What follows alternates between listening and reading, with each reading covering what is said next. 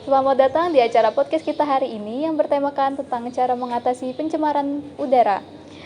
Kita juga ditemani oleh narasumber-narasumber kita. Yang pertama, narasumber pertama kita itu adalah Bilqis Syahwalika.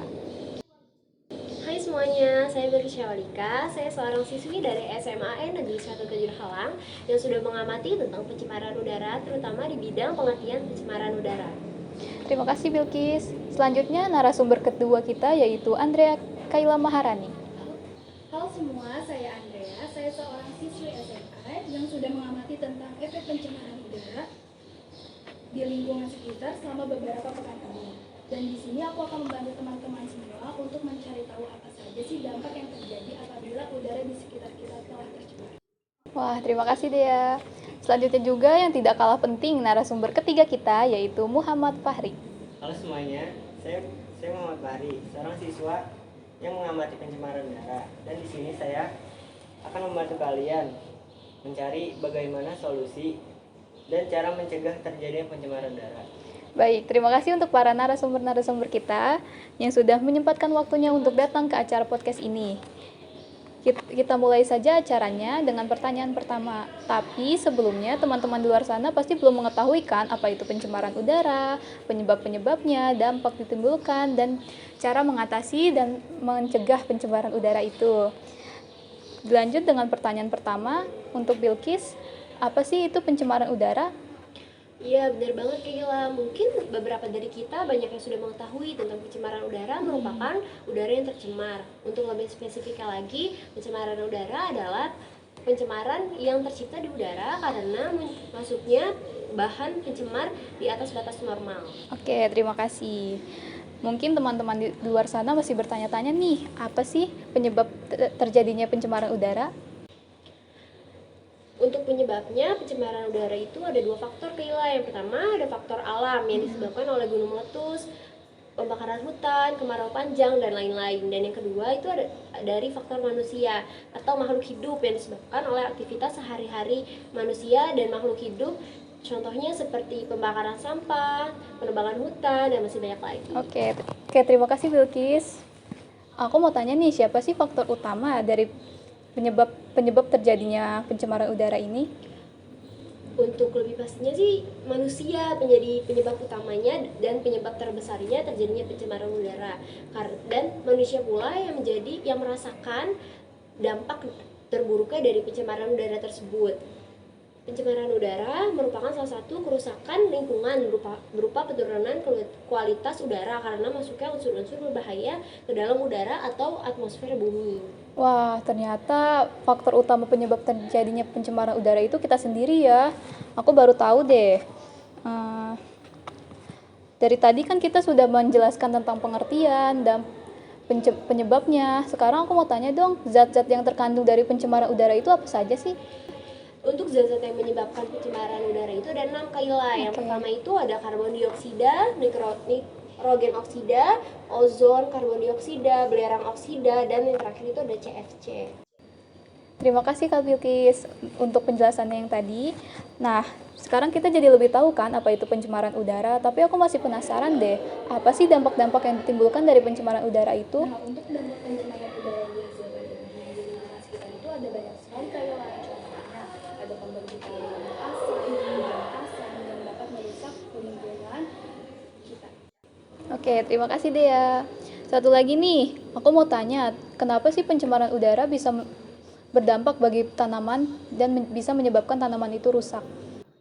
Nah, untuk penyebabnya itu karena pencemaran udara dapat mempengaruhi siklus tahan yang disebabkan oleh hujan asam yang mengakibatkan polusi udara, sehingga asam turun ke permukaan bumi dan merusak siklus tanah.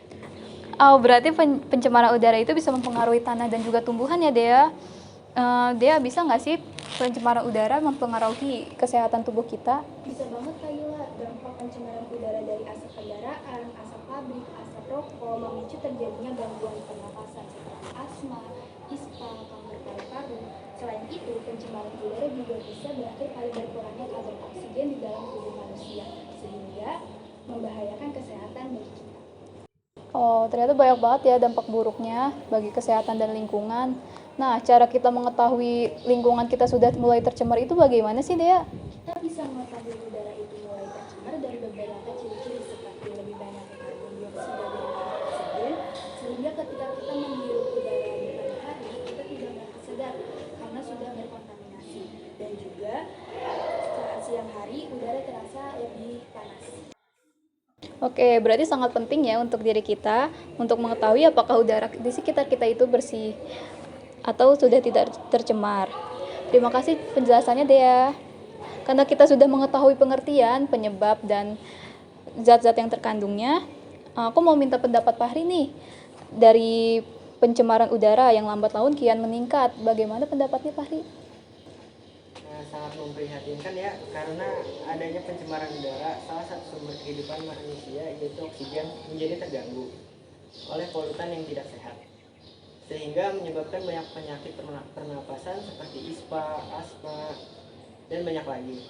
Salah satu faktor penyumbang pencemaran udara terbesar disebabkan oleh kita sendiri, seperti pembakaran lahan, asap kendaraan, pemakaian listrik berlebih, sehingga dampak terjadi akan langsung terasa oleh kita sendiri. Wah, ternyata banyak banget ya dampak negatif yang terjadi dari pencemaran udara. Gimana sih cara meminimalisir pencemaran udara itu terjadi? Menurut saya pribadi, kita bisa meminimalisir dengan cara mengurangi pemakaian kendaraan yang berbahan bakar fosil, dan mulai diganti dengan cara berjalan kaki atau menaiki transportasi umum. Oke, terima kasih Fahri.